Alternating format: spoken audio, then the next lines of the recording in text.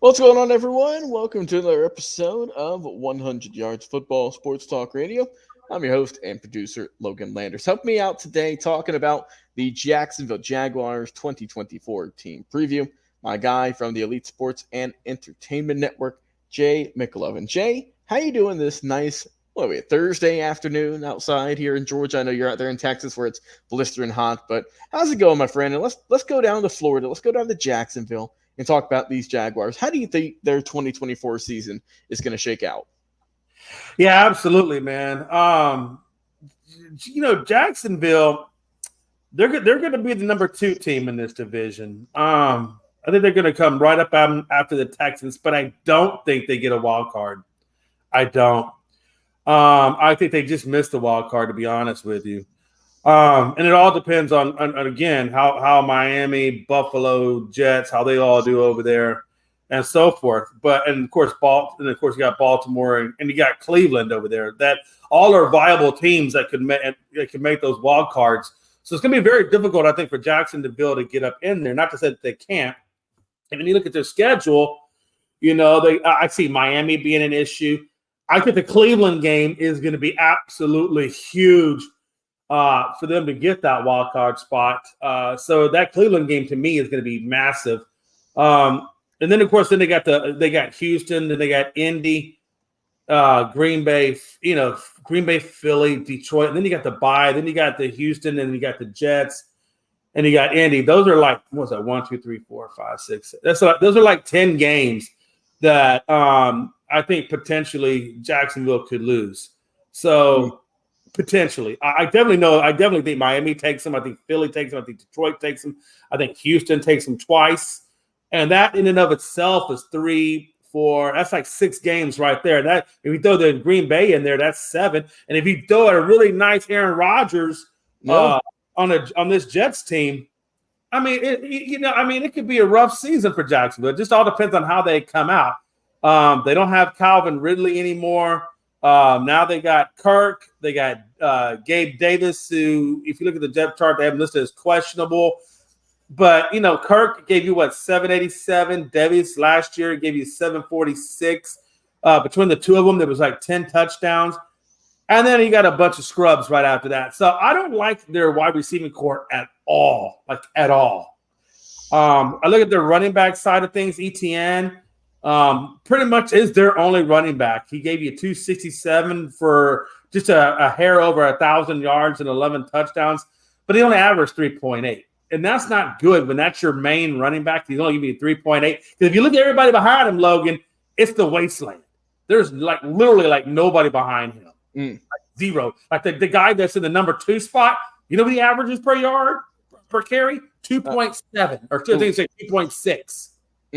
So, I'm just trying to tell you, they don't have much of a run game. They don't, and that's if ETN stays healthy. God forbid if he goes down, you got to put one of those scrubs in there, right? So you got that to worry about. Can ETN, number 1, stay healthy? Number 2, can you actually get something out of this lackluster receiving core? And then number 3, I will say this: they had the 12th ranked defense in the league. So, Houston's at 6. They're at 12. That just kind of gives you an idea. And to prove more why I say it's going to be Houston, Jacksonville, Indy, and Tennessee. So Jacksonville's got the 12th rank. Houston's got the 6th rank. So if you put it in order, Houston's at 6 on the defensive line. Jacksonville's at 12th rank. Tennessee's at 19th. And then Indianapolis comes in at number 23. So that gives you an idea of what you're going to expect in this division in terms of defense. On the O-line, bro, they are ranked 23rd on O-line.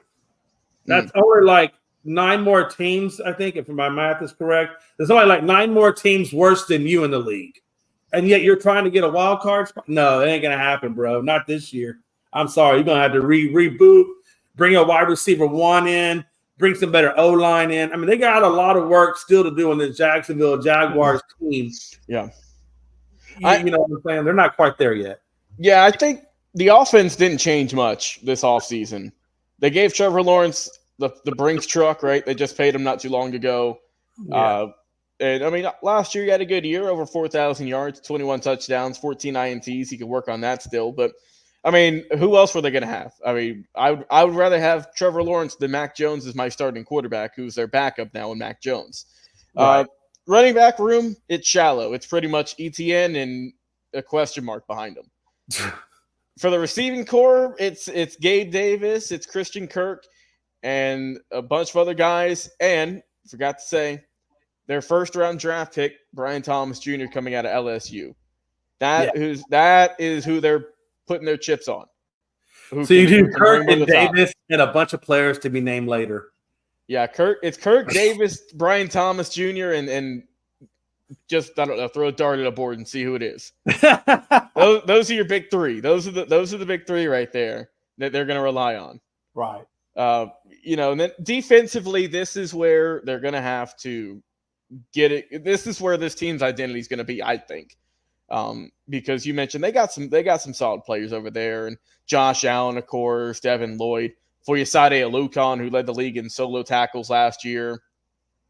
So I think that their defense is going to be their strong point. Their offense is still kind of a work in progress, obviously. I don't think this team is in the position to win the South. I think I don't know if I want to place them as a potential wild card or just missing it, because I don't think they're going to be bad. I don't think they're going to be bottom of the league, but I think they're going to be very average. Yeah, it's going to depend on what Cleveland does and a few other teams around the league do that are just as good and in some cases better, than what Jacksonville is. That's why I think it's going to be tight. Let's put it that way. It'll be tight for them to get in. I mean, they're going to have to play some really, really good football if they want to get that wild card. Yeah, it's going to be tough. They went. It's weird when you look at their draft this past year.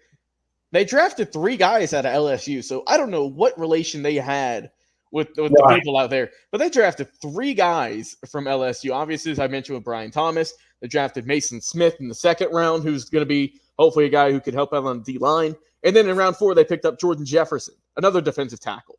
So I don't know what working relationship they had. Oh, man, I know. They had, but I thought that was very, very interesting. And also, we know last year, they were a pretty hot team last year, but they just kind of crumbled at the end. So I'm not feeling super confident, honestly, man, about this team. I think they're going to be middle of the pack. I think this could easily be a team who could go 500 or maybe a little bit above that. But honestly, though, Jay, I don't know if this is even a wild card team. If it is, it's going to be a dogfight. Because like you said, it just depends on how the other teams are going to do. But I'm not feeling 100% confident in Jacksonville taking it away. If it is, it's going to be on the defense, I think. I think Lawrence and company are going to be – I think Trevor's going to do fine. Brian Thomas Jr., we're not sure because he's a rookie. We're not super sure how he's going to perform. But the rest of the supporting cast around him, they got to step up, man, because you got to have an offense in this league. And it looks like right now they got some question marks. They got some holes. Oh, yeah. But we will see, though, ultimately how Jacksonville does in 2024. Well, Jay, I appreciate you, man. I appreciate you coming on the show, as always, talking to these Jaguars, seeing how they're going to do this year. Once again, I've been your host and producer, Logan Landers. Guys, if you enjoyed this video, like, comment, share, and subscribe, and we'll talk to you.